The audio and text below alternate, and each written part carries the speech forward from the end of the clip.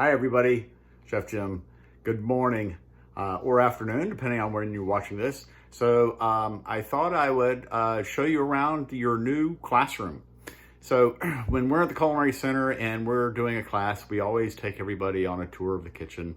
So I figured we're doing this online, we're doing it at my house, you're gonna be seeing a lot of my stuff and how I work. And so I figured I'd show you. So I knew that you guys are working in your own home kitchens or maybe some unfamiliar kitchens. We're all gonna have some similar challenges and space requirements and space challenges, and the refrigerator doesn't have enough room in it and all kinds of things. So we're all gonna kind of be in the same boat together. So I thought I'd start by showing you around my kitchen and how I have things set up. All right, so let me switch this thing around if I can do that. I guess I can't. Okay, so here's my kitchen. So we bought this house a little over a year ago, and one of the things we liked is it really had a big kitchen. This big table in the middle wasn't there. We had it in our other place, but it fits just perfect, and it makes a good center aisle, and it's stainless steel, so we like it. So I have counter space here. I have my Google Assistant over there to ask something if I have my hands are covered in chicken blood or buttercream or whatever it may be. I can ask Google a question. That's kind of nice. These are just some of my books that I use on a regular basis, and that Chef Luz, my wife, that she uses on a regular basis. So we keep these handy.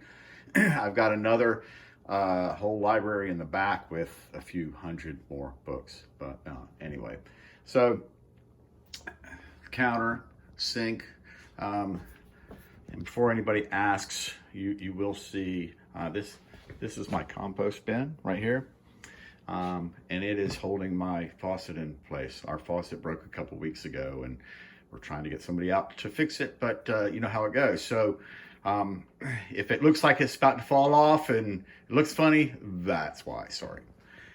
So garlic, celery, onions. Over here is my handy dandy trusty mixer. We've got all the necessary attachments. I've got my pastry blender. So very close by, that's olive oil in that Fusti. And then I have some of my smallware stuff over here. Of course, my pen and tape. And then here we have this little toaster oven, and we really like this one. This one's made by KitchenAid. This is the second one that we've had. The first one lasted about 5 years before it burned out. But I like this because I don't have to turn on the big oven, and my 10-inch cast iron skillet fits in there. So when I do things like biscuits, this is the little oven that I use. It's great. So trash and recycle, and we have it so it's motion detect, so we don't have to have our hands on it, and it keeps the lid closed. That's kind of nice. So here's the pantry.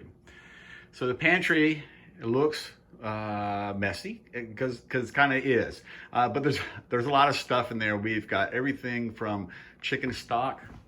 This is chicken stock that I've made and then pressure canned, so it's shelf stable. So that's homemade chicken stock. And then I have a baking area, and we have pasta and grains.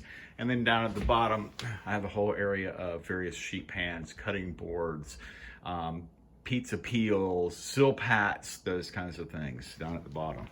So we flip around here to the other side, and you see we have bread flour, and we have AP flour, various kinds of grains and rice, and we just use a little label maker to get everything organized and to keep everything closed. So it's nice when we have 2 chefs in the house and we're always working on recipes. So here's, I have some of my storage stuff, Ziploc bags, things like that. My cooking area.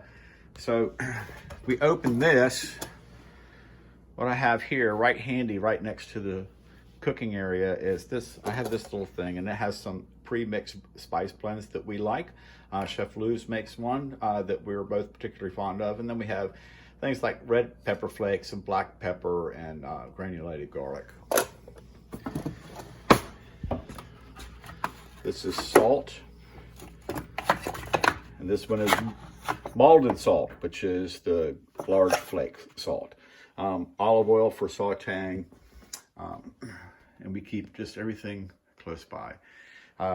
This stove is not my favorite because I don't like those kinds of burners. However, the one nice thing about this stove, it is big.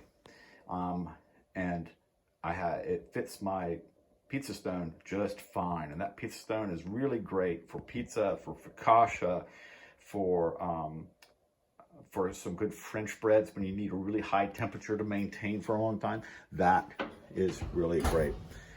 And then the Achilles heel of my kitchen and many kitchens is the refrigerator.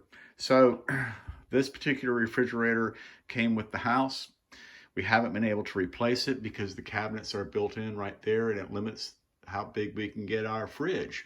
So every modern refrigerator is too big to fit in that space, unless you're talking about a little apartment refrigerator or something like that. So confession, if I go over here, I go out that door, my garage is out there, I've got another refrigerator out there. I really have to have it. So I have some good refrigeration and freezer space, and I'm hoping that you guys can figure out what to do as well. So that's kind of a tour of your new classroom.